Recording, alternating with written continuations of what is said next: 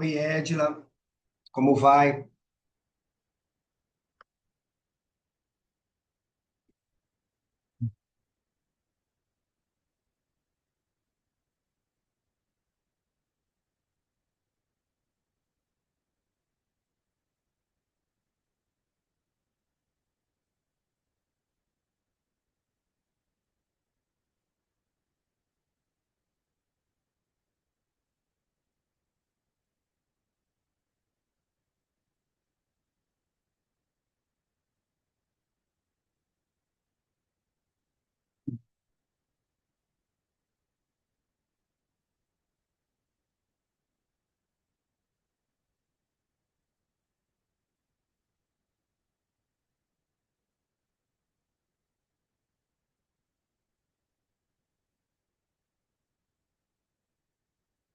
Oi, Edila, como vai? Tudo bem? Milena, boa noite, como vai?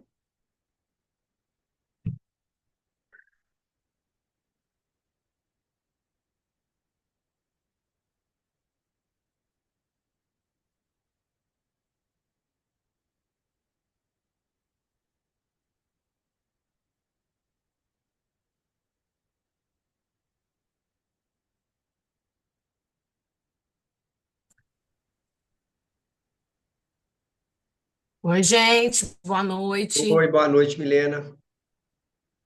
Tudo bem? Tudo bom. Tô te mandando aqui para a gente fazer uma sequência. Eu pensei Yuri, Marcelo e Edila. Edila, tá me Isso. escutando bem? Ela abriu, botou no mudo, ainda não consegui falar com ela, não. Talvez ponha ela por... Ah, tá. Yuri, Marcela, Marcelo, Edila. ops, falei, escrevi errado. É porque, como a Edila é embriologista, eu pensei em falar a primeira parte clínica e depois a parte de embriologia. Edila, Yuri, Marcelo, Edila. Perfeito. O Yuri já me disse o que ele vai falar. Eu só pedi ele para ficar um pouco mais atento com o tempo, porque ele queria um tempo maior. Falei, Yuri, vamos ficar atento, porque depois dos três ainda tem a discussão, né? Que enriquece. Exato. Tem que ir devagar.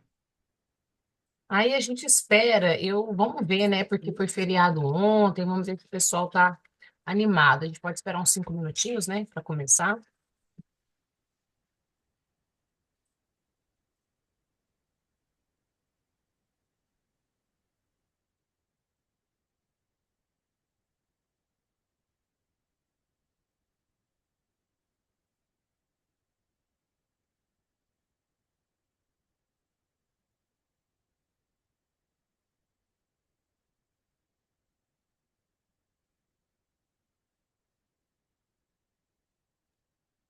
Edila, você tá escutando a gente? Porque o seu tá mudo, pra gente Tô, testar os tô áudios. escutando sim, deixa eu conectar bem aqui. Aí, tudo bem? Oi, Tudo Edila, bem. como vai? Tá boa? Olá, Bem? tudo bem? Prazer, eu não te conheço ainda pessoalmente, né? Mas obrigada por ter aceitado o nosso convite. Ficamos muito felizes. Ah, obrigada. Nós também estamos felizes. Que bom. Eu vou só, deixa eu só fazer o teste aqui para eu ver se está compartilhando direitinho. Só um minutinho. Tá.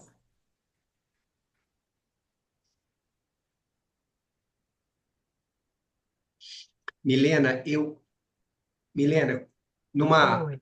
oi, numa reunião lá da diretoria, a gente fez algumas reflexões, nada afirmativo. Certo. Quem sabe tentar manter pelo menos um journal club por mês, mesmo sabendo das dificuldades, talvez colocaria uma ou mais pessoas. A maridoada tem a questão da gravidez, é isso? Uhum. Mas pensar, porque eu acho que tem material e pessoas para isso. Com certeza. Nós fizemos uma reunião no Congresso e ficou definido a gente ia aumentar mesmo, mas não uma vez por mês. A gente estava fazendo. Esse ano foi um ano que a gente fez a cada 3 meses. Isso, E aí mais a ou gente menos. combinou de fazer a cada 2 meses agora. Foi isso que a gente combinou na reunião do Congresso, lá em Floripa. Mas eu já vou desenhar os meses a partir de É, fevereiro, eu e aí a penso gente que já pode ver isso. Deixa tudo É, já mais previamente organizado, fica melhor. porque, assim, se precisar de mais uma ou duas pessoas, se precisar, a gente consegue isso bem. Foi o que aconteceu, por exemplo, na Comissão Científica dos Trabalhos do Congresso. Sempre foi eu, Maria e João. Chegou numa situação impossível. Aí convidamos a Uhum. Daniela Braga. No último agora, quatro coordenadores, cada um com mais de 90 trabalhos. Falei, Foi gente, trabalho a demais. gente não precisa disso. Vão arrumar mais dois? Quem? Aí já indiquei para análise, quer dizer, são coisas que a gente pode estar sempre melhorando, né? Aprimorando, Claro, aprimorando. com certeza. Isabela e Nina, quem que é? Será que é o Yuri ou o Marcelo? Aí o Marcelo. Marcelo. E o Marcelo, gente, eu tenho que agradecer aqui ao Vive a Cores, porque ele tá viajando, é aniversário dele, eu não sei se é hoje, se é amanhã, que Não, dia. é no final da semana, Mira, deixa eu te interromper, mas acabou que a viagem não deu certo, de última hora, Sério? acabei ficando em Fortaleza mesmo, tá? Tô indo só Ah, na praia tá. aqui Entendi, olha mesmo. só.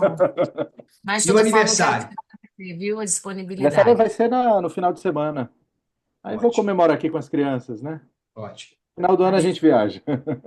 Yuri, boa E aí, noite. Yuri, boa noite, tudo bem? Seu som, Tá seu mudo, microfone está tá desligado, Yuri, mudo. teu Yuri. áudio tá desligado. No cantinho ali você Isso. autoriza. Pronto. Pronto. Tudo Tá bem? Boa ouvindo? noite. Boa noite, tudo bem? Achei que você estava de férias. Voltou? Eu Quem, eu? voltei. Ah, sim, a Milena. Eu. É. Voltei terça-feira, quase fiquei presa lá. O avião deu problema na hora de decolar. Tive que descer do avião, fiquei mais um dia, mas deu tempo de eu chegar. Ótimo. Ô, Edila, você já colocou sua irmã aqui no fundinho aqui? Ela entrou, ó. A Entrou. Fúvia entrou, ó. Já colocou sua irmã. Entrou. Oi, Flúvia. Olha Oi, só, tá vendo, Milena? Aproveita e já põe a irmã. tô Ai, aqui. ai. Aqui Isso. trabalhando também, né? Tem que É. estar. Tudo bem, Certo. gente? Boa Bom, noite. boa noite a todos. A Milena vai fazer, vai traçar as regras gerais para todos vocês. Vamos lá, Milena, por favor. Gente, a gente pensou aqui em fazer uma sequência, né? Como eu falei com vocês, é em torno de 10 minutos para cada um. Claro que a gente pede para ter um cuidado com o tempo, mas se estender um pouquinho mais ou se falar um pouquinho menos, não tem problema. Eu pensei em falar primeiro da parte clínica, então vou começar aqui por ordem alfabética, o Yuri primeiro, depois o Marcelo, e depois a gente finaliza com nossos temas aí da Edla de embriologia, tá? Então, o Paulo vai ser nosso moderador. Vou esperar o pessoal entrar, porque ainda falta 6 minutos para as 19. Vamos esperar ver nosso coro de hoje. Estava falando com o Paulo aqui, como foi feriado ontem, né? Pode ser que tenha gente que tenha viajado, pode ser que a gente tenha. Chega fim de ano também, as pessoas têm confraternizações, é sempre difícil essa época. Mas tomara que tenha um público aí para a gente discutir, que a gente que não foi no congresso, estamos ansiosos, né? Paulo, você foi, né, no congresso? Fui. Jantei um dia com a Legal, vocês Edila e a Fúvia, gostaram? encontrei com o Yuri, muito Isso. rapidamente. Isso aí. Muito bom. Eu acho que o Gente, vocês Paulo, conseguem. eu só vi o Paulo de longe, De só. longe. Tava um dia. Vocês conseguem ver que já está gravando? Ok? Não. Tá sim, tá aparecendo Não aqui que tá pode. Tá, gravando. tá, recording. Aham, tá certo. Já tá gravando então. Então isso a gente já está bem orientado. Se vocês tiverem alguma dúvida também, pode Quer perguntar, que a gente testar a apresentação de vocês? A Edila vai. já fez isso. Caso queiram simular aí, fica à Deixa eu ver vontade. aqui a minha. Peraí, eu tenho que abrir aqui. Estão vendo aí? Não. Deixa eu ver. Não, Vamos. Ainda por não. enquanto ainda Aqui. não.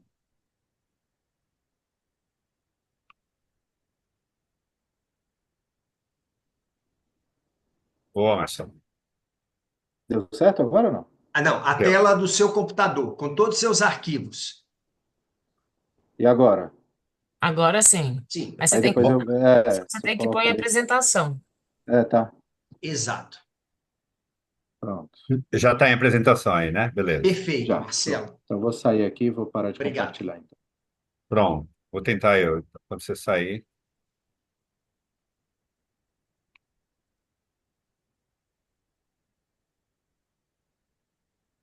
Pronto.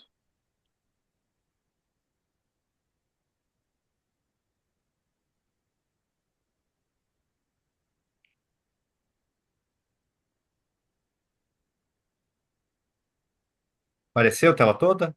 Ok, Yuri. Perfeito. Pronto, Isso. Obrigado. vamos sair.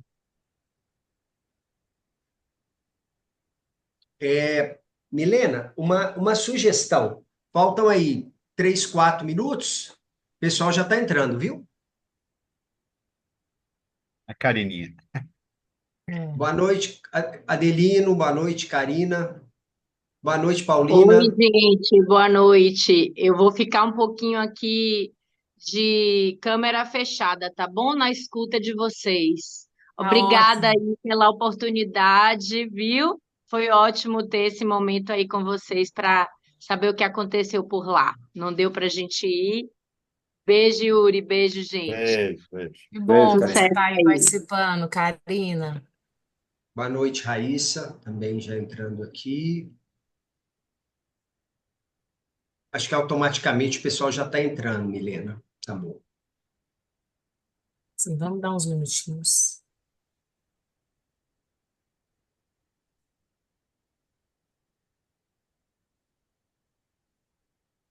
Oi, Paulina. Saudei já. Que bom te ver por aqui. Obrigado pelo carinho sempre. Participação de vocês.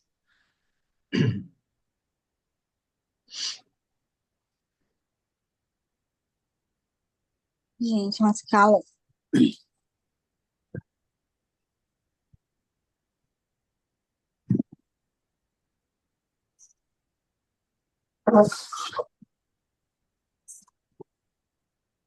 Esse iPhone de André, é de Yuri, é André, a minha esposa. Ah, perfeito.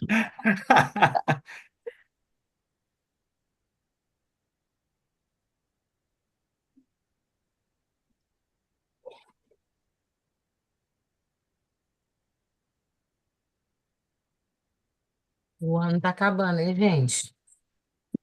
É, um ano produtivaço. Precisamos descansar também. É. Não vejo a hora, Yuri, também. De ir para Uberaba e passar o dia comendo torresmo. Uh, Porque minha esposa é de Uberaba, né? Então, para quem não sabe. Boa noite, Ricardo Nascimento. Rívia Lamaita. Boa noite, estão chegando por aqui também. Viviane, boa noite. Melissa, boa noite. Elisa, boa noite.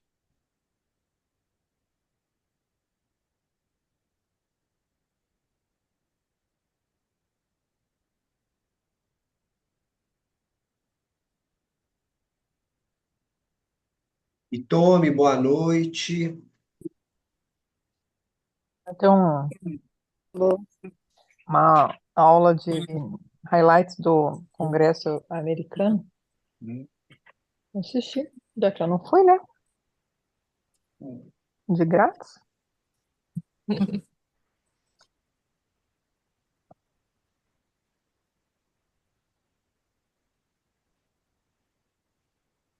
Como diria a Rádio Nacional, em Brasília, 19 horas. É isso aí. 19 horas, em 19 ponto, horas. com A essa equipe turma veio maravilhosa e pontuais, que, né? nossa, pontuais e que vão trazer muitas observações do Congresso americano, né? Que aceitou, assim, de pronto esse convite. Obrigado E pelo a gente só tem convite, a viu, agradecer Ritome? o Yuri, a Edla, Marcelo Godin. Obrigado, Boa Tony. noite, Obrigado. presidente Álvaro Sesquim. Boa noite. Welcome. Prazer estar com vocês todos. Papai, Boa vem, meu amor. noite. Boa noite, André Luiz, Fernanda, pelo Zap, também está aqui.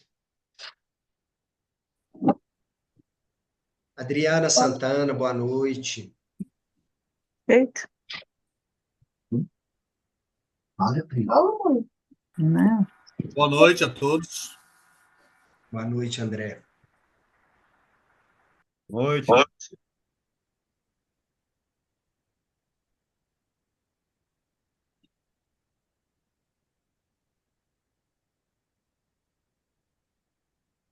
Pessoal, nós vamos aguardar 5 minutos, tá? Para ver se entram mais algumas pessoas, para a gente dar início aí, que nós teremos hoje 3 apresentadores. Queria já aproveitar para fazer essa mensagem de agradecimento.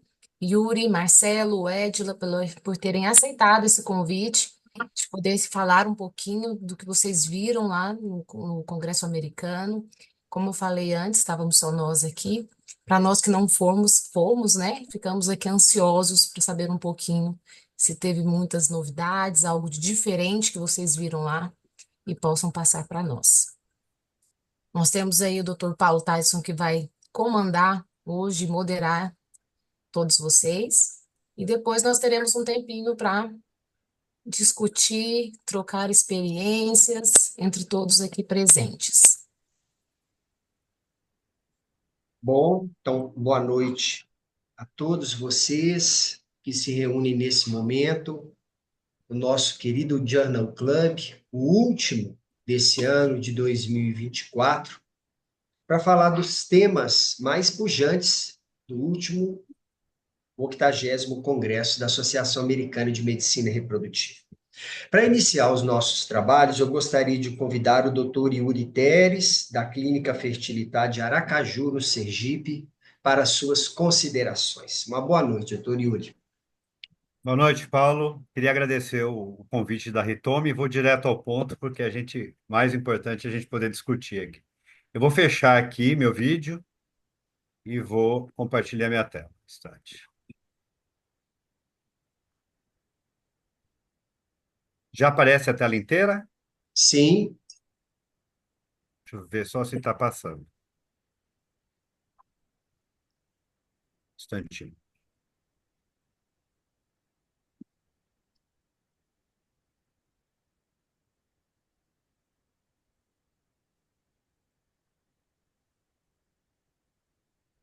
Testou, deu certo, mas agora acho que vai.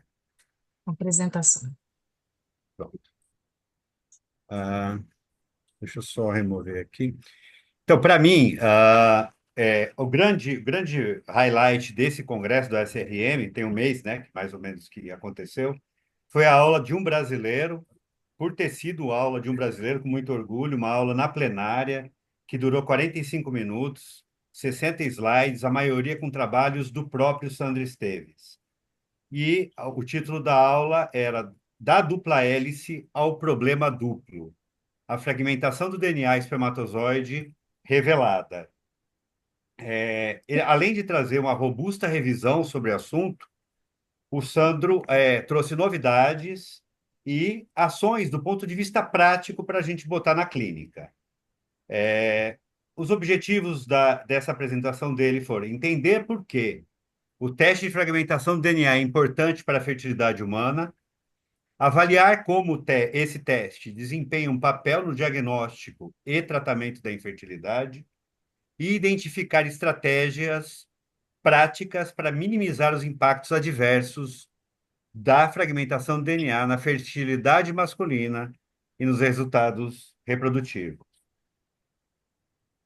O estresse oxidativo que causa a fragmentação do DNA e há patologias primárias do sistema reprodutor que podem levar a esse estresse oxidativo, como a estase prolongada no epidídimo, infecções genitais, idade paterna avançada e varicocele. Além disso, doenças crônicas, como diabetes, síndromes metabólicas, cânceres e doenças renais, aliadas a um estilo de vida não saudável, com o uso de drogas, cigarros, álcool em excesso, poluição e radiação. Todos esses fatores levam a estresse oxidativo e dano do espermatozoide. Algumas considerações que chamam a atenção. 53% dos homens inférteis em centros de reprodução têm mais do que 20% de fragmentação do seu DNA. 17% dos casais com infertilidade sem causa aparente têm mais de 20% de fragmentação do DNA. Há 4 testes no mercado: o túnel, o aloteste, que é o mais utilizado, acho que no Brasil, o SCD, o SCSA e o COMET. Há uma forte correlação e uma alta concordância, tanto intralaboratorial como interlaboratorial, entre o túnel, o SCD e o SCSA. Nós temos que lembrar que devemos pedir uma abstinência pequena, entre 2 e 3 dias, e que há pouca variação entre amostras variadas do mesmo paciente. Falando um pouquinho mais ainda dos testes, o valor preditivo para a gravidez desse teste depende do óvulo, depende da parceira. Não há teste padrão ouro. Então, o que é importante é pôr o teste em funcionamento nas clínicas. Escolher um desses testes por disponibilidade, por custo ou por facilidade e tempo de treinamento da equipe. Lá na Androfert, o Sandro usa o SCD, que é o que a gente usa aqui também, orienta 2 a 3 dias de abstinência e considera os testes anormais acima de 20%. E é especialmente alto quando mais de 30%. O impacto da fragmentação do DNA em reprodução humana depende do equilíbrio entre a severidade do dano do DNA e a habilidade do óssito de repará-lo. O óssito tem ferramentas que conseguem reparar o DNA fragmentado. Reparo eficiente ou baixa fragmentação vão gerar embriões normais. Se o reparo for deficiente, um óssito de uma mulher mais velha, ou for tamanha a fragmentação, que o óssito não tenha condição de repará-lo, vai gerar desenvolvimento anormal dos embriões, falha de implantação, aborto, parto prematuro, ou ainda doenças epigenéticas ou gênicas, doenças do desenvolvimento neuromotor, metabólicas e câncer. A fragmentação do DNA pode impactar tanto na gravidez natural quanto na inseminação intrauterina. Na gravidez natural, o estudo LIFE, avaliando 501 casais, viu que há um aumento do tempo para a gravidez natural e aumento da perda gestacional. Há uma alta taxa de fragmentação do DNA em casais com aborto de repetição, mesmo nas tentativas naturais. 2 meta-análises apoiam essa ideia. Em 2019, tinham 12% a mais esses casais de DNA fragmentado do que os casais que não abortavam. Na inseminação intrauterina também. Reduz o risco de sucesso da gravidez. Risco relativo 0,34, quer dizer, 3 vezes menos. Ou outra meta-análise em 2020 viu um aumento do risco de falha de gravidez. Os dois querem dizer a mesma coisa, com risco relativo Vou de comprar pão com queijo. 3,15. Vou comprar pão com queijo.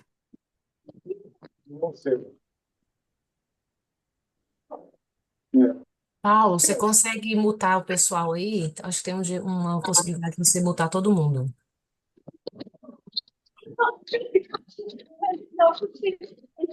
Continuando. O impacto da fragmentação do DNA também pode ter impacto tanto nos resultados de FIV quanto de ICSI. Aqui ele faz uma revisão das meta-análises e mostra que 2 meta-análises mostraram que não houve impacto nos resultados de fertilização ou ICSI. Impacto negativo nos casos de FIV, mas não nos de ICSI. 8 meta-análises. Impacto negativo seja a opção por FIV ou por ICSI, com 2 meta-análises. Parece que na perda gestacional a unanimidade é muito maior. Nenhuma meta-análise mostra que não há impacto nas perdas de repetição, nos abortos de repetição. E mostra o impacto negativo tanto para FIV quanto para ICSI, 5 meta-análises. Aqui não é aborto de repetição, não, são perdas gestacionais. Só um instante, parou de passar agora. Recomendações clínicas práticas. Quando a gente deve pedir? Na verdade, vocês vão ver aí vários caixotinhos em qualquer prática clínica de uma clínica especializada em reprodução.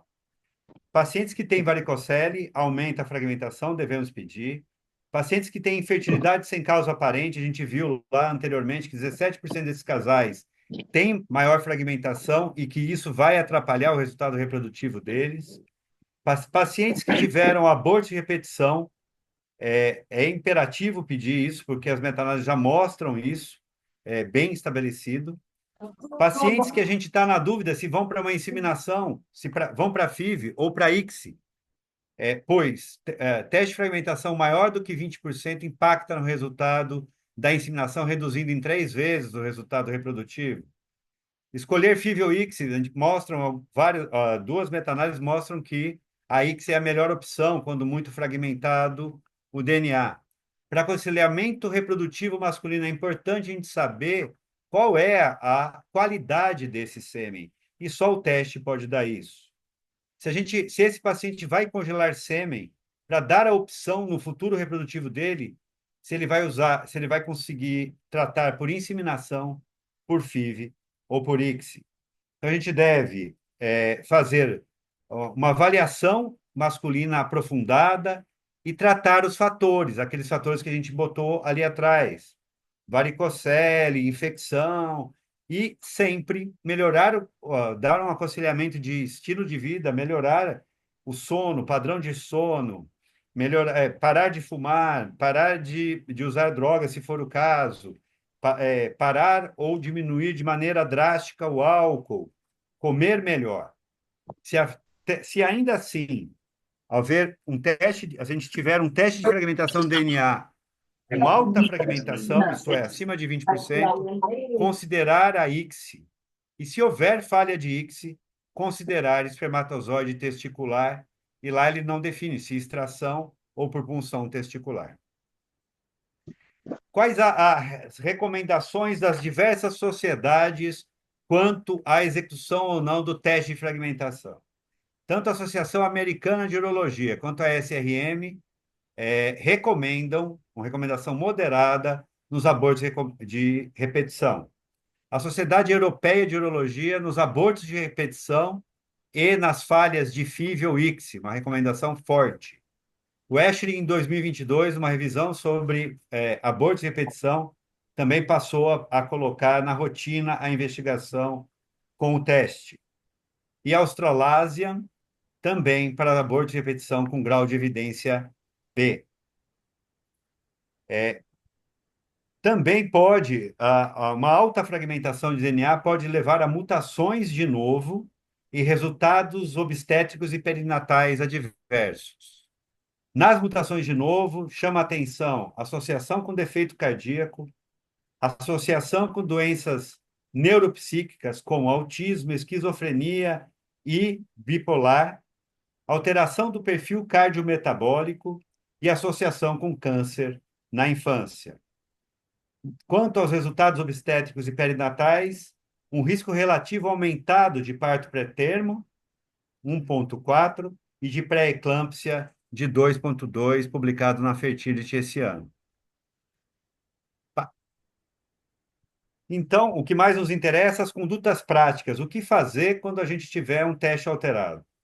Usar antioxidantes com a melhora de qualidade de vida associada, antioxidantes ricos em vitamina C, vitamina E, zinco, selênio, ácido fólico e coenzima Q10, melhorar a alimentação, o sono, parar o tabagismo, drogas, álcool, Highlights do Congresso. e diminuir açúcar, aumentar a frequência de ejaculações, orientar o homem a ejacular mais frequentemente, seja por relação ou por masturbação, para fazer aquela estase no epidídimo, pode levar ao aumento da fragmentação. E diminuir o tempo de abstinência na coleta para o tratamento de fertilização, FIV ou inseminação, sendo 2 dias o mais recomendado. Considerar cirurgia de varicocele quando indicada, pois 3 meses após a cirurgia pode haver uma redução de até 30% da fragmentação do DNA do espermatozoide. A gente já coloca, né, quando tem urgência para fazer a ICSI, pela idade da mulher, etc., o uso das placas microfluídicas, o Zymote, reduz expressivamente essa fragmentação. Ele falou muito pouco sobre isso na aula, dando muito mais ênfase do uso do espermatozoide testicular. Comparando o uso do espermatozoide testicular com o de masturbação, há uma redução nas taxas de aborto, risco relativo 0,29, um aumento dos nascidos vivos, risco relativo 1,76, e há uma meta-análise de 2023 com 9 estudos que viu 536 homens, vendo que o odds ratio para gravidez aumenta para 2,51 usando espermatozoides testiculares, e nascidos vivos, um odds ratio de 2,59. Ainda não está publicado, até fui verificar, no guideline da Associação Americana de Urologia com a ASRM, que é de 2021, mas ele citou lá, deve estar saindo um update. Clínicos podem considerar a utilização do espermatozoide testicular em não azoospermicos com elevada fragmentação do DNA do espermatozoide. E, resumindo, as mensagens para casa: uma alta fragmentação do DNA aumenta o risco de infertilidade e resultados adversos tanto na inseminação, quanto na FIV, quanto na ICSI, particularmente se a parceira, esse é um item muito importante, tiver idade avançada e baixa qualidade dos oócitos. A infertilidade é uma doença do casal, e a investigação restrita apenas da mulher mostra um quadro bastante incompleto. O teste de fragmentação do DNA traz informação da qualidade do gameta. Incorporar o teste de fragmentação do DNA em clínicas de reprodução assistida é uma questão de boa prática clínica, aumentando o cuidado oferecido. Só voltar a câmera. Era Bem, isso que eu tinha para passar para vocês. Só vou botar minha câmera aqui de volta. agradecemos as colocações, doutor Yuri Teles, e na sequência teremos as considerações do doutor Marcelo Gondim, da Clínica Conceptos, Fortaleza, no Ceará. Uma boa noite, doutor Marcelo. Boa noite, gente. Eu estou tentando compartilhar, mas ele está me informando que outra pessoa está compartilhando. Então, aí, Yuri, pronto. Aí, pronto. Então, vamos lá.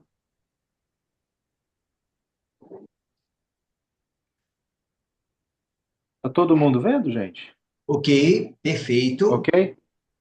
Então, Perfeito. primeiro de tudo, conforme até o Yuri falou, agradecer a associação, né, pelo convite, na pessoa da doutora Itomi, que de forma muito cordial nos procurou lá no Congresso e solicitou que a gente buscasse uma aula para falar um pouco aqui nesse encontro da nossa associação.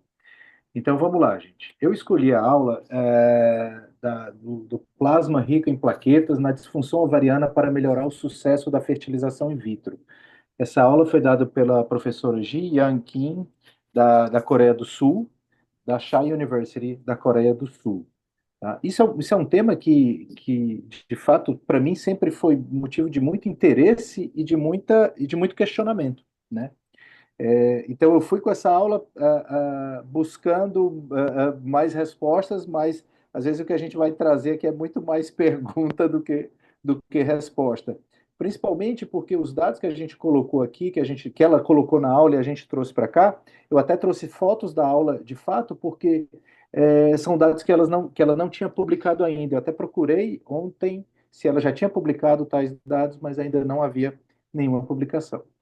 Então, ela começa a aula falando desse estudo de meta-análise publicado agora. Foi um estudo que recrutou 38 estudos elegíveis em 2.256 mulheres com baixa reserva ovariana, né? Apesar de ter um número assim, muito considerável de mulheres, quando a gente vai dissecar esse estudo meta-analítico, a gente vê que, basicamente, esse estudo foi fruto de estudos observacionais ou série de casos, tá? E alguns, inclusive, de caráter retrospectivo, o que faz com que essa meta-análise perca um pouco aí o seu poder de tomada de decisão. né? Só para vocês terem uma ideia, existem trabalhos que infundem 0,5 ml, trabalhos que infundem 8 ml do PRP intraparênquima ovariano. Então, isso já nos dá uma real visualização, uma visualização mais macro, de que a gente está diante de algo que a gente ainda está engateando muito para termos boas respostas e principalmente para a gente chegar numa prática clínica.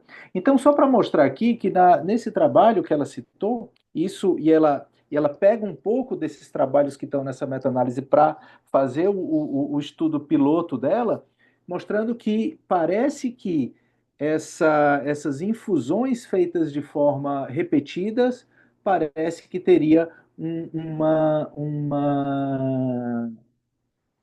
uma justificativa, na verdade, e um benefício para o paciente. Então, a gente mostra aqui nessa linha A aqui, nesses estudos A foram um mês, o B2 e o C com 3 meses após o tratamento. Aqui mostrando que, na verdade, essa infusão do plasma rico em plaquetas, ele poderia até ter um efeito mais duradouro, e não somente naquele período que a gente infundiu naquele ciclo. Tá? Bom, isso aqui foi o projeto dela, ela mostrando como é que preparava. Eu confesso que a aula Yuri, a gente assistiu junto essa aula, o inglês dela não estava tão bom assim, então a gente teve uma dificuldade muito grande de entender, às vezes, o protocolo exato de pesquisa, mas o fato é que ela mostrou um vídeo que ela injetava meio ml aí de PRP intramedular, usando a própria agulha de punção, com até 1 hora após o preparo disso. E a gente notou no vídeo uma certa dificuldade dela, de fato, de perfurar esse ovário, né?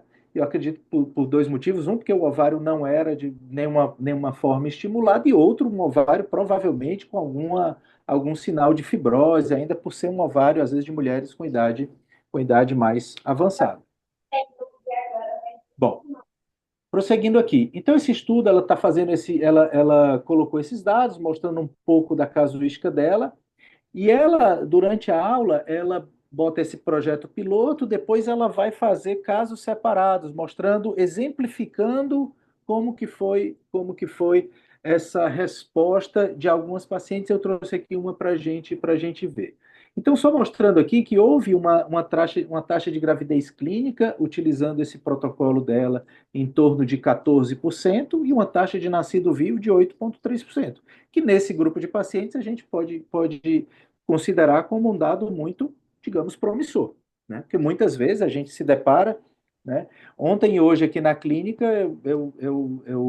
eu acho que foram os piores casos do ano, né? Assim, aqueles casos de reserva ovariana muito baixa, de 3 pacientes, 2 nem óvulo a gente teve, poucos folículos. Então, é de fato algo que deixa a gente muito angustiado, e principalmente do que falar com as pacientes.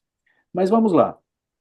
Então, ela mostrou esse protocolo aqui dela, ela começa aqui, mostrou esse caso, uma paciente Turner mosaico, que era menopausada desde 2013, tentou fazer 4 induções para a preservação da fertilidade em 2017, sem nenhum sucesso. E aí, em 2018, em setembro de 2018, ela tinha um FSH acima de 120, né? Um AMH abaixo de 0,01, estradiol também ali no limite inferior, e foi feita a primeira infusão desse PRP. Nessa primeira captação, ela conseguiu apenas células da granulosa.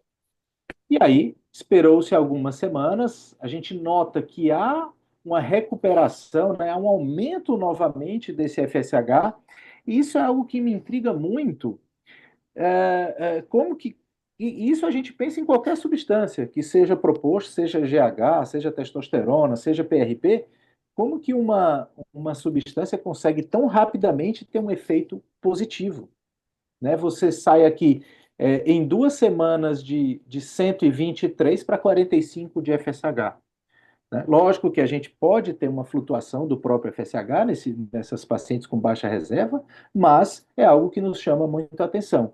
E após um período, houve um retorno a uns níveis de FSH muito alto dessa paciente.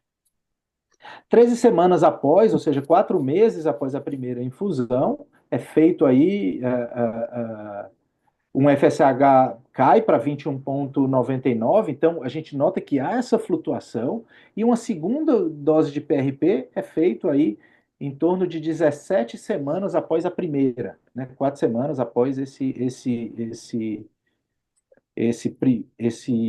o primeiro segmento do primeiro PRP, digamos assim. E aí nesse, mantém-se um FSH em torno aí de 20, há um aumento, mas o que nos chama a atenção é que mesmo com FSH acima de 40, que classicamente seria o diagnóstico de menopausa, você tem uma punção com oócitos M2. Então, isso me chamou muita atenção. Como que a gente justifica, do ponto de vista de fisiologia, pacientes com FSH acima de 40, você ainda conseguir fazer essa captação de oócito? Bom, aí aqui ela mostra da repetição do PRP. Então, ela pegou um N de 8 pacientes e vai dividir. Na primeira infusão, ela conseguiu de 8 pacientes 16 ovulações, 9 oócitos, aliás, 9 punções, 8 oócitos. Então, ficou na taxa aqui de 1 oócito por paciente. Com a segunda infusão, a gente teve aqui uma taxa de oócito que melhora de 1 para 1,75, e uma taxa de folículo vazio que vai cair de 56, cai para menos da metade. Então, parece que essa ação do PRP, ele tem um benefício se é feito de forma repetida, pelo que a professora expôs lá. Tá? E aí a gente nota que os trabalhos, o P foi bastante significativo na duração de amenorreia, né? Naquelas pacientes que tiveram sucesso, a amenorreia saiu de quase 83, né? Que seriam as pacientes que tiveram falha, 83 meses, e caiu para 18 meses, né? Que seriam aquelas pacientes que tiveram sucesso, e outro grupo de pacientes. Então, a aula dela foi um pouco confusa. Confusa porque ela vai colocando dados de pequenas séries distintas e não simplesmente daquela série que ela colocou, né? Depois, no final da aula, ela coloca exemplos isolados de alguns casos. Mas vamos lá. Aí ela coloca esse outro slide mostrando o quê? Os resultados da fertilização após o tratamento com PRP. Então, a gente mostra o quê? Que antes do PRP, a taxa de oócitos, de embriões fertilizados, de boa qualidade, de blastocistos, você melhora esses parâmetros, né, após a utilização dessa estratégia de infusão desse PRP intramedular. E principalmente há um aumento entre o primeiro e o segundo. Além disso, mostra o quê? Que há aumento não somente, às vezes, em número, mas também em qualidade. Então, a gente vê que aqui, pacientes com blastocistos, quando a gente faz o PRP em dois momentos distintos, de forma consecutiva, a gente tem um aumento dessa taxa aqui de blastocisto e também um aumento dessa taxa de pacientes com bons embriões. O fato é que na aula ela não coloca de uma forma muito explícita o que ela está considerando como bons embriões. Tá? E nesse slide ela também não diz especificamente a manutenção de um padrão de instilação, de infusão desse PRP. Tá? Então ela ela não colocou nos seus slides o modelo bem específico para todos esses resultados. Né? O que a gente entende é que às vezes foram vários tipos de pesquisa que ela fez no laboratório e que foi saindo alguns resultados. Mandou. Com relação à taxa de gravidez, nesse grupo de pacientes, então, após o PRP, houve um aumento bastante significativo, tanto na taxa de gravidez clínica como na taxa de nascimento. Mas também faltou ela ser específica no ponto de vista de nos mostrar qual que era o protocolo específico que ela fazia, principalmente com relação a datas. Ela mostrou só o preparo do PRP, mas as datas ela não colocou de forma mais explícita. Bom, e o que ela coloca é o seguinte, que ela finaliza a aula dela mostrando o quê? Que possivelmente o PRP melhoraria o ambiente estromal, seguido de uma melhor foliculogênese, e que seria crucial para restaurar essa função ovariana, tá? Uma das coisas que a gente deve sempre raciocinar é contornar as limitações atuais das terapias com células-tronco, seria vital, para o desenvolvimento e um tratamento clinicamente aplicável. As injeções do PRP mostraram resultados promissores para pacientes com insuficiência ovariana precoce e baixa resposta. E aqui aquela grande dúvida que eu acho que todos nós temos, né? Que qual que seria o real mecanismo de ação do PRP? Se seriam por mecanismos de estímulo de fatores de crescimento, enfim. Os achados preliminares sugerem que ele teria um papel crucial na melhora do ambiente estromal. E mais pesquisas são essenciais para estabelecer evidências mais robustas e definir as indicações apropriadas. E, principalmente, pessoal, a padronização dos protocolos. Então, na própria aula da professora, ela coloca que eu vou aqui parar o compartilhamento, ela não coloca um protocolo único, de fato, de que ela seguiu em todas aquelas amostras, de todos aqueles resultados que ela teve. Eu estou esperando bastante essa publicação dela para a gente poder ver, de fato, o que a gente tem de protocolo robusto para que a gente possa, quem sabe, colocar na nossa prática clínica. Tá bom, gente? Então, eu agradeço mais uma vez o convite. Eu acho que agora vamos assistir mais aula de mais uma colega e depois a gente fica à disposição aí para discutir. Obrigado, doutor Marcelo, pela sua apresentação, suas considerações. E na sequência, então, eu gostaria de convidar a doutora Edila Fettini, da Fertivida de São Luís do Maranhão, para a sua exposição. Boa noite, obrigado pelo convite. Boa noite a todos, obrigada pelo convite. Deixa eu compartilhar aqui minha tela.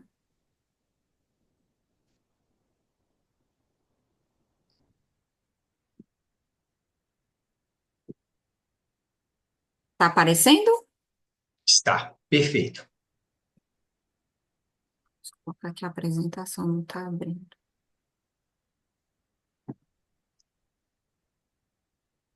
Pronto. Abriu? Perfeito, ok. Muito bom. Pronto. A gente vai abordar hoje dois temas, são bem rápidos, ao ponto de vista da questão da embriologia, né? Um que é a fragmentação do DNA espermático e outro que é a otimização das técnicas de microfluida. É a aula do doutor Sandro, né? Já foi abordada, mas eu vou dar o ponto de vista do nosso olhar. A importância da fragmentação do DNA espermático relata que a cromatina contém informações genéticas e sinais epigenéticos cruciais e necessários para criar descendentes saudáveis, né? A cromatina do esperma, ela pode sofrer danos em vários estágios, como essa figura mostra bem aí. Na espermiogênese, ao atravessar o epidídimo, ou até mesmo após a ejaculação. E múltiplos fatores, como a gente está vendo aí, né? Um exemplo, entre outros, são a falta da protaminação, né? Que é o processo de substituição dos estomas por protaminas, o estresse oxidativo e até a apoptose.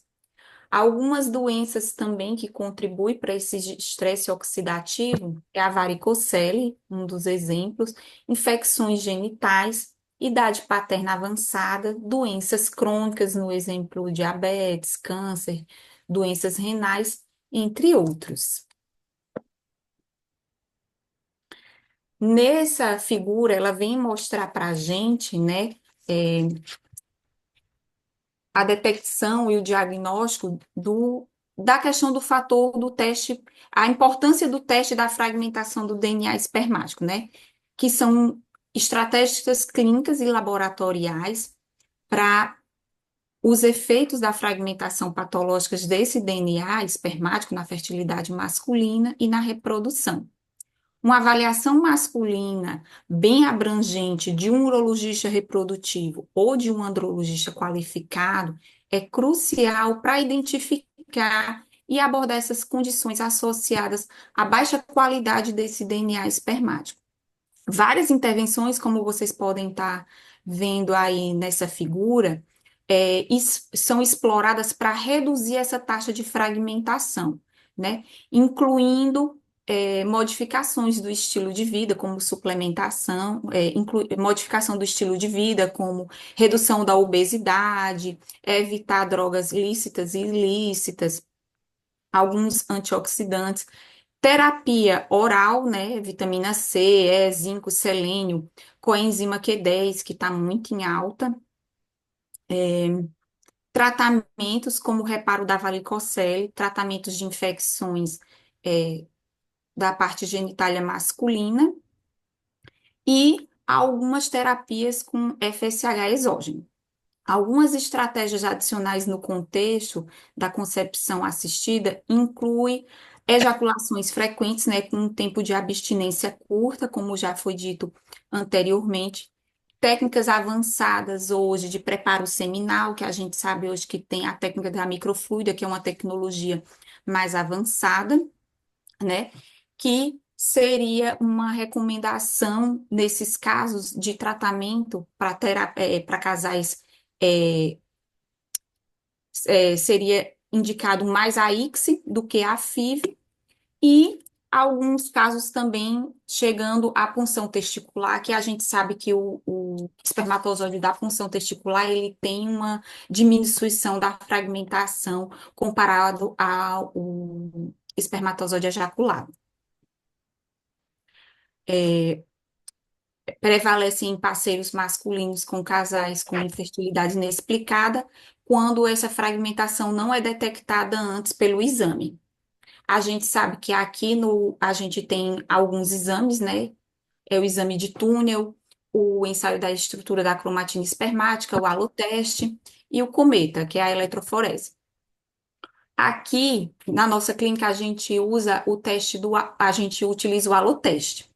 Segundo o estudo do Dr. Sandro, valores que excedem a faixa de entre 17 a 26, dependendo do exame utilizado, ele pode indicar um risco do aumento da infertilidade masculina. Já exames com a faixa superior de 20 a 36% está associado a um risco de aumento de resultados adversos na gravidez, que esses resultados adversos podem ser abortos de repetição. As considerações finais são os valores preditivos limitados da gravidez, como o Dr. Yuri já falou. A gente não pode se obter só a isso, a gente tem que pensar também na questão da parceira de ter uma idade avançada. Então, a idade da parceira com idade avançada irá atrapalhar, sim, no tratamento do casal para a reprodução. Ele especifica que nenhum dos testes são padrão ouro. Cada um tem sua especificidade, limites clínicos que podem diferir independente da medida do resultado. E a implementação de cada clínica ou de cada laboratório vai depender da disponibilidade de tempo, resposta, curso, considerar o limite e até o valor que possa ser oferecido para a própria população. O que ele frisa bem nesse estudo é que a importância de solicitar o teste de fragmentação de DNA para o marido vai reduzir ou vai minimizar o tratamento desse casal, podendo ser tratado, caso tenha detectado com antecedência, para uma melhor resposta embrionária. Outro tema que a gente também achou interessante foi uma otimização de seleção de espermatozoides, né? Sobre a microfluida.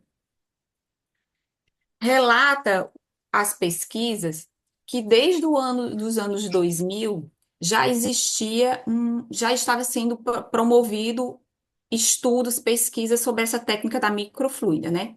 Que essa tecnologia, ela não decolou porque na época estavam se preparando ainda melhor a questão das placas e ela não teria um impacto tão significativo na parte clínica como hoje. A técnica da microfluida, ela é a manipulação, né, dos espermatozoides através de canais com dimensões de ordens de microns, que tem que existir um bom controle, tanto do ambiente como da manipulação desses espermatozoides. É comprovado que é uma excelente técnica, né, para amostras com baixa concentração de espermatozoides ou baixo volume de amostra. Hoje em dia existe já diferentes designs, né, de placas para essa seleção espermática. Aqui no Brasil a gente já tem alguns modelos, eu não quis colocar para não assim fixar, mas já tem também indústrias brasileiras que já estão fabricando suas próprias placas de microfluida e provavelmente bem próximo vai estar aí no mercado. Aqui tem alguns dispositivos, né, que são baseados nessa técnica da microfluida para a seleção de sêmen, que é o fluxo laminar paralelo, que ele imita um pouco o canal do sistema reprodutor feminino, né, que o espermatozoide ele tem que os móveis vão buscando esse fluxo. O gradiente de quimiotaxia, que se promove, os espermatozoides se promove através de direções de canais químicos específicos. O de microobstáculos, né, que a técnica existe um percurso de labirinto, ou obstáculos que esse espermatozoide tem que nadar até até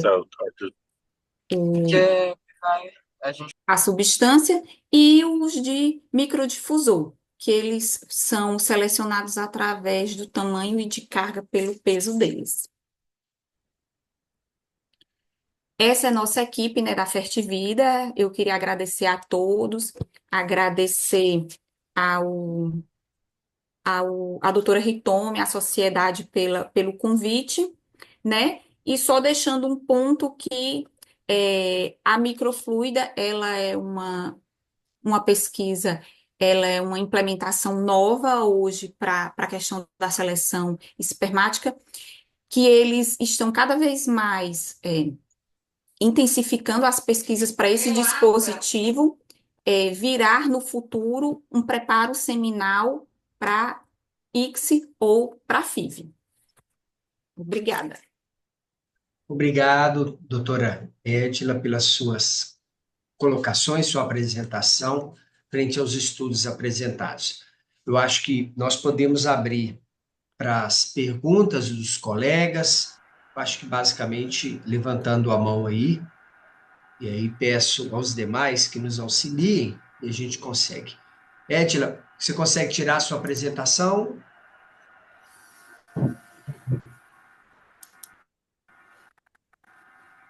Seu microfone está fechado. Isto, perfeito.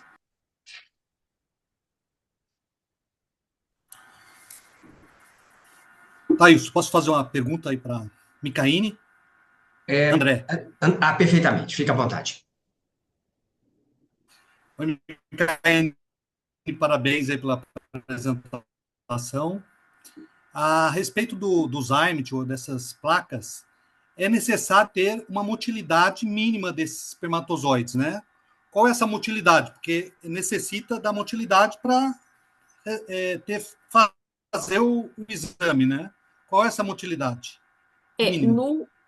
Na verdade, nessa aula que foi dada, ele não relatou a motilidade mínima, mas a gente sabe que dependendo da qualidade seminal, quando a gente vai avaliar um sêmen, né, na mácula, a gente vê que um oligosevero, ele, abaixo de 5 milhões, a gente não tem uma resposta satisfatória para essas placas de microfluida, né? Um exemplo, eu não tenho como botar um paciente com 1 milhão, 2 milhões de espermatozoides numa placa dessa que a gente não vai ter um resultado satisfatório. Então, isso é o meu ponto e o ponto do nosso laboratório, que uma amostra espermática com menos de 5 milhões, ela não tem um resultado satisfatório para essas placas de microfluida, que hoje estão no Brasil. Eu não sei as outras placas que existem no mercado, porque no mercado americano existem outras placas que não existem aqui, né, no mercado. Se permite com uma qualidade mínima de espermatozoides, né, menor de 5 milhões, tem uma motilidade inferior, também baixa, se permite um bom resultado. Mas as nossas aqui do Brasil, elas, com menos de 5 milhões, elas não têm um resultado satisfatório. Tá bom, obrigado. Eu queria só fazer mais uma pergunta para o Marcelo. Marcelo, o trabalho que você viu, que você analisou, fala só da falência ovariana precoce, né? Ou seja, é porque eu não vi a idade das pacientes, né? Porque não tem muito sentido você ativar um óvulo de uma paciente de 45 ou Não, numa não, André, menopausa na alta idade, né? meta-análise, ali na verdade foi o trabalho que ela, na apresentação da professora, ela colocou como um mote meio para justificar os estudos dela, né? E na meta-análise tem tanto de baixa reserva quanto de menopausa precoce. A idade das pacientes está lá em torno de 40, 40 e poucos anos, tá certo? Então, porque são inúmeros trabalhos, né? Um estudo de meta-análise, e aí você tem uma heterogeneidade, assim, absurda entre os trabalhos, né? Desde de a idade das pacientes, da patologia de base, do tanto de PRP que é injetado no parênquima ovariano, de qual o protocolo de injeção desse PRP, então varia muito, né? É uma heterogeneidade muito grande. E é isso que é a grande dúvida que a gente tem, que eu tenho hoje, eu não na minha clínica a gente não usa, a gente nunca utilizou o PRP com esse objetivo, já tentamos usar em alguns casos para aquele endométrio mais resistente, mas a gente não sabe qual que seria um protocolo bom de pesquisa, tá? De pesquisa não, já é um protocolo clínico, a gente não tem essa resposta, né? Se depende do número para que a gente tenha uma resposta clínica adequada, se dependeria de fato do número de injeções de PRP, qual que seria o intervalo entre essas injeções? Então, na verdade, eu fui para a aula tentando ter essas respostas, mas eu saí assim muito mais entendendo que a coisa ainda é muito incipiente do ponto de vista da gente transformar tais pesquisas em protocolos clínicos. Mas você viu algum limite de idade no trabalho? Eu posso depois te mandar, a meta-análise eu tenho aqui aberta, depois eu te mando, mas era em torno de 43, 45 anos. Tá? Em Obrigado. torno de. Eu quero também fazer uma colocação, aproveitando esse tema, né, que o André está perguntando aqui para o Marcelo. Eu achei muito boa a sua apresentação de todos vocês, mas esse tema também me interessa muito. Em 2023, eu tive a oportunidade de fazer uma preceptoria com a Merck em Alicante, no IB, e até procurei aqui se algum dos colegas que estiveram lá estavam aqui presentes, mas não estão. A Altina, o Lucas, da Vida Bem-vinda, o Rodolfo. Então, nós estávamos lá e foi muito interessante a experiência que nós tivemos lá, que eu achei importante falar para vocês. De todas as unidades do IVE, o IVE de Alicante é a única que tem um serviço de rejuvenescimento ovariano, comandado pelo Dr. Manuel Munhoz, e ele é um cara muito acessível. Ele passou para nós o contato dele pessoal, telefone, e-mail, tudo. Então, quem tiver interesse, eu tenho esse contato dele, e é ele que comanda esse serviço de rejuvenescimento ovariano. E eu confesso que todos nós que estivemos lá ficamos muito empolgados com esse PRP ovariano que ele faz em pacientes com baixa reserva, em pacientes com falência ovariana prematura. Então, ele, assim, acredita muito, ele estava para publicar um trabalho mais maior, né? Mas ele já tem muitos trabalhos sobre isso, e a gente pôde presenciar lá, fazer um hands-on, vivenciamos isso dentro do centro cirúrgico, fizemos parte lá também do preparo do PRP, então a gente filmou tudo, a gente tem todo o protocolo dele, essas dúvidas que você falou, Marcelo, a gente tem tudo, o intervalo, de quando que você faz, o preparo, como que é feito, quantos ml, em qual ovário, então a gente tem tudo isso, e se alguém tiver interesse, pode me mandar uma mensagem aqui que eu passo tudo que eu tenho, e também o contato do professor, porque ele foi muito acessível para nós. E ele acredita, né, nessas situações onde o paciente está disposto, é claro que é totalmente diferente para o paciente que está lá, que tem acesso, né, pelo serviço público, que consegue ter um acesso mais barato do que nossos pacientes aqui, que geralmente têm idade mais avançada, essas pacientes têm baixa reserva, o custo é muito alto, o custo operacional, e às vezes pode dar certo? Pode, mas também é uma taxa baixa, né, se a gente for ao pé da letra. Mas para aquela paciente, às vezes a gente tem esse perfil de paciente, né, que quer insistir, que quer tentar mais um pouco. Eu acho que é interessante, e mais interessante ainda se a gente desenhar um trabalho de pesquisa. Eu acho que cabe muito um trabalho de pesquisa para isso. Eu voltei super animada na época, querendo desenhar isso, e na correria eu não segui, né? Mas vendo sua aula hoje, eu voltei a lembrar disso tudo e ficar um pouco empolgada, porque realmente quando a gente vivenciou lá, a gente fica com vontade de experimentar essa técnica. Não sei se mais alguém Só aqui te, tem isso, tem essa eu vou, experiência. eu vou, eu Vamos vou ver. com certeza querer. Desculpa, presidente, pode seguir. Não, só o doutor o Raul Nakano, o ano passado a gente teve também uma apresentação em Foi, relação falou mesmo. e ele tem tido o cuidado de estar compartilhando alguns dados e quando você faz a infusão do PRP, realmente o tempo que esperar, 2 meses, 3 meses, para que haja ativação dos folículos que efetivamente iam para a atresia. Então, tecnicamente falando também, Milena, eu acho que o Dr. Raul Nakano aqui do Brasil pode auxiliar, ele está com alguns casos muito interessantes, e eu acho que é um nicho de paciente específico, com certeza né? Mas eu acho bem importante, talvez só um reforço aí, para nós também podemos buscar aqui no Brasil com o Nakano que está tendo uma boa experiência. Eu só gostaria de voltar ali na Edla e a questão, quando você tem um sêmen muito alterado, quer dizer, a placa microfluídica, que seria uma alternativa, daí passa a não ser quando você tem menos de 2 milhões de espermatozoides. Então, como é que funciona só a placa no sêmen realmente alterado?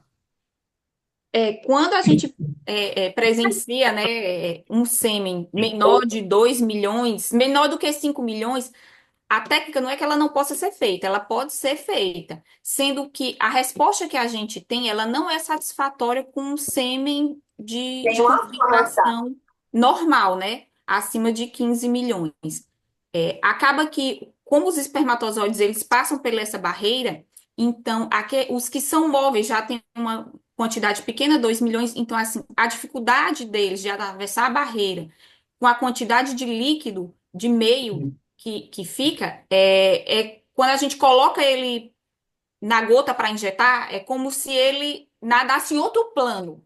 A gente consegue achar? Consegue, mas ele nada em outro plano da gota, então a gente tem que ir em outro plano da gota, captar ele, selecionar, escolher o melhor, captar ele para fazer o processo. Não é que não tenha como fazer, se faz, né? Mas é assim, tem que ter um olhinho diferente para conseguir achar eles lá. Isso aí.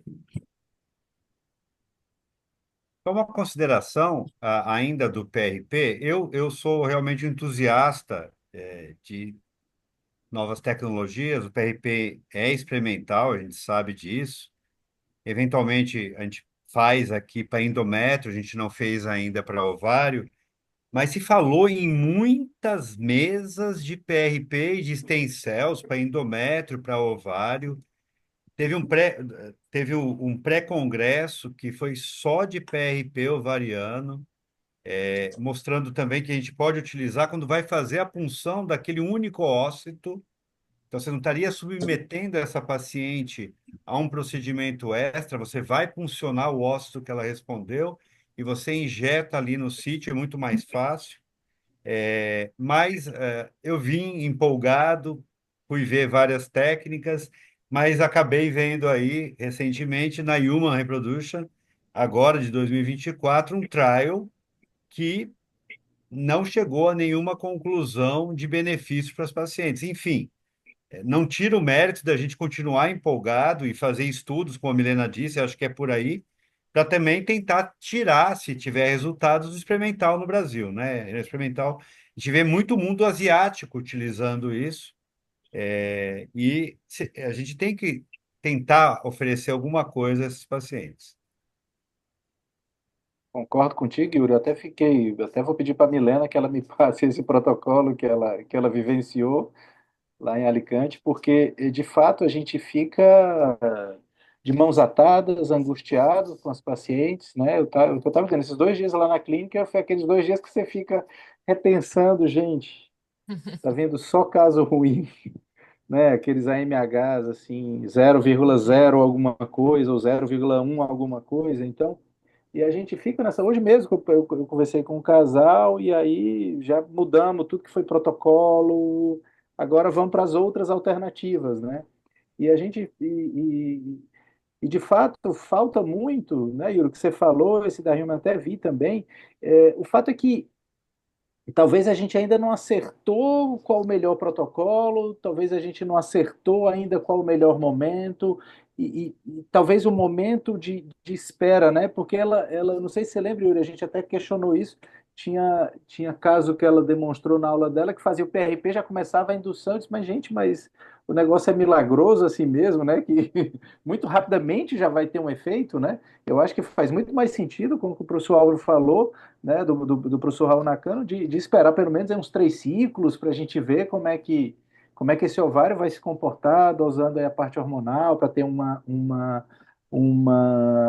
ideia melhor.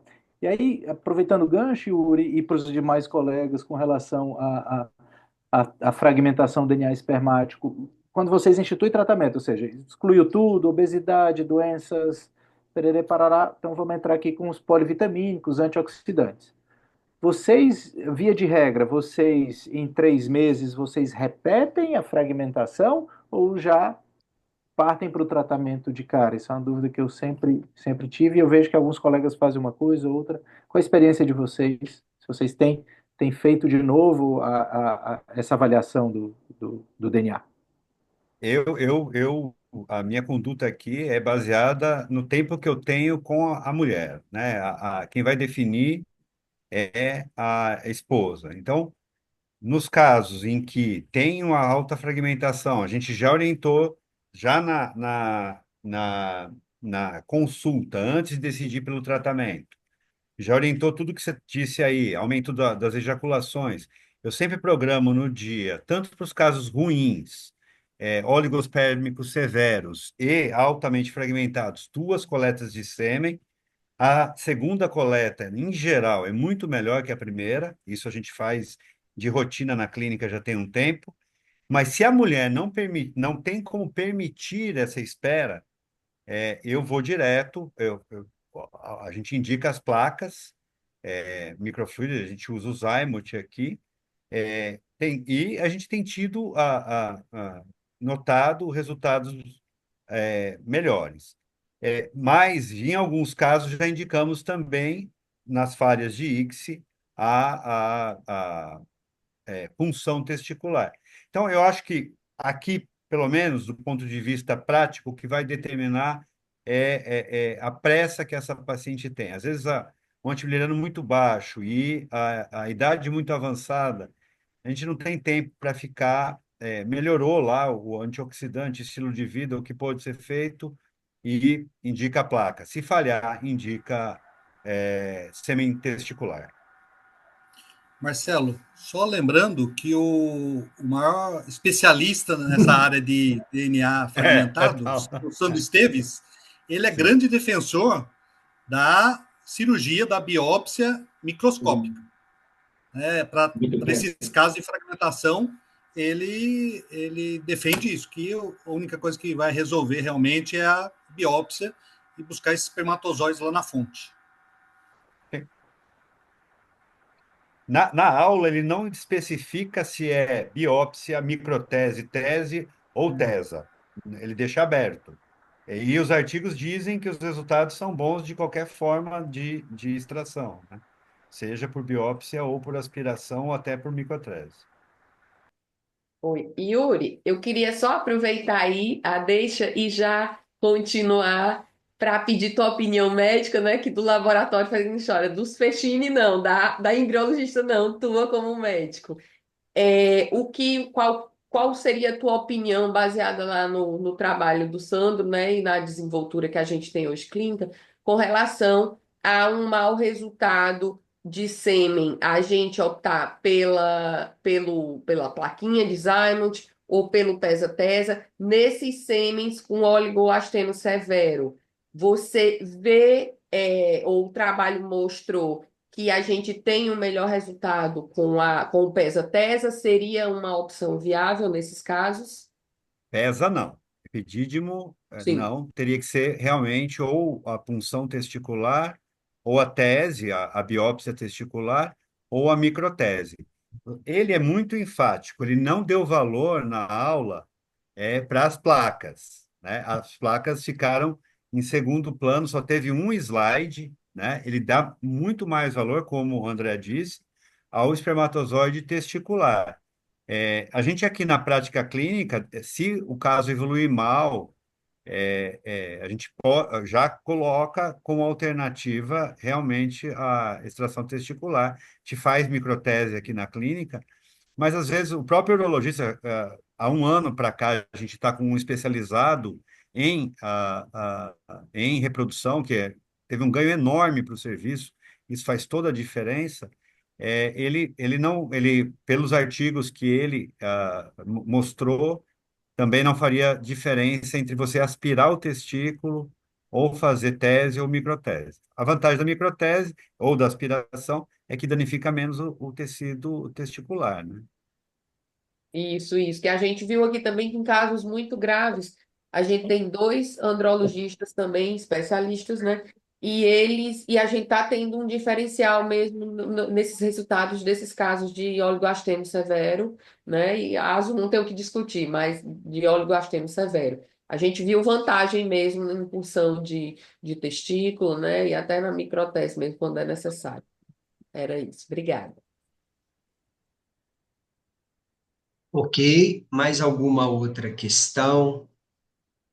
Alguma outra colaboração? Bem, se não, eu convido ao nosso presidente Álvaro Sesquim para as considerações finais desse Journal Club, tendo em vista que é o último do ano de 2024. Presidente, por favor. Bom, obrigado, Tyson. Obrigado, doutor Itomi, que nos ajudou, e a Milena, que ajudou com a conclamação do Marcelo, do Yuri e da Edla aí para nos ajudar e nos brindar. É tão bom quando a gente pode discutir e tem essa oportunidade de discutirmos e ver o que cada um achou. Então, que bom que temos esse espaço na sociedade. Obrigado, Milena, por na coordenação do Journal Club. Essa é a nossa última edição desse ano. E realmente desejando um Natal com muita luz para todos, né? Que nós estamos muito próximos e um 25 abençoado, né? Que Deus esteja abençoando a cada um. Obrigado, gente. Muito, muito, muito, muito, muito, muito, muito, muito obrigado. Muito feliz com essa edição. Obrigado, Thais.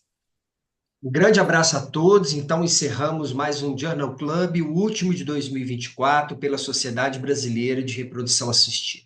Fraterno abraço a todos e seguimos lá nos nossos grupos. Ficamos em paz. Boa noite, pessoal. Um abraço. Boa noite, pessoal. Parabéns, meus queridos. Foi